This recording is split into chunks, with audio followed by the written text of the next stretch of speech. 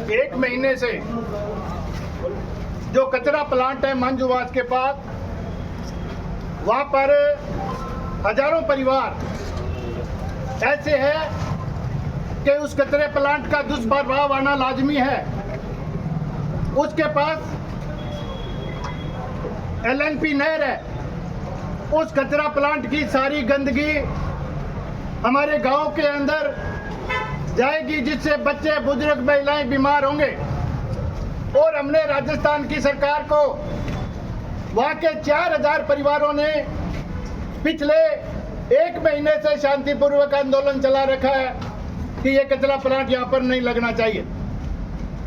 पिछले 25 दिनों से दिल्ली के अंदर विद्यार्थी पेपर लीक होने के ऊपर शिक्षा मंत्री धर्मेंद्र प्रधान और शिक्षा व्यवस्था में सुधार और पेपर चोरी करने वालों पर कड़ा कानून बनाने की मांग को लेकर जंतर मंतर के ऊपर बैठे हैं। पिछले 2 महीनों से इंदिरा गांधी नहर के अंदर हमेशा 12,000 क्यूसेक में 4 में से 2 समूह के अंदर पानी चलता था।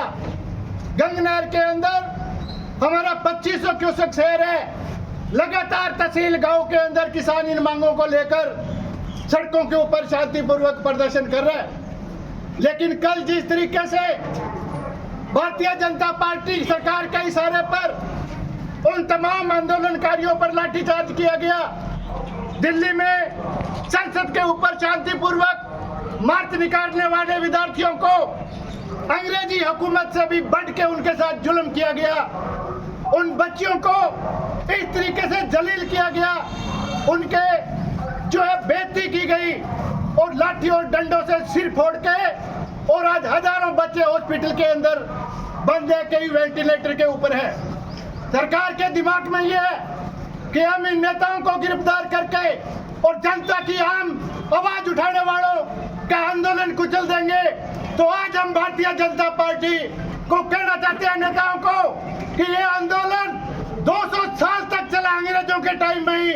तुम चाहे कितना जुल्म कर लो, कितने जड़ों के अंदर डाल दो, इस देश की जनता आपको समझ चुकी है कि आप उन पेपर माफियाओं के साथ मिले हुए हो, आप उन बड़े बड़े घोटाला करने वालों के साथ मिले हो। आपको जनता से कोई सरोकार नहीं है और आने वाले समय के अंदर आपको ये जब भारत की जनता, हमारे देश की जनता, महिलाएं, पुरुष, युवा, बुजुर्ग आपको सबक सिखाएंगे। और हम आह्वान करते हैं कि जितने मर्जी जेलों के अंदर डाल दो।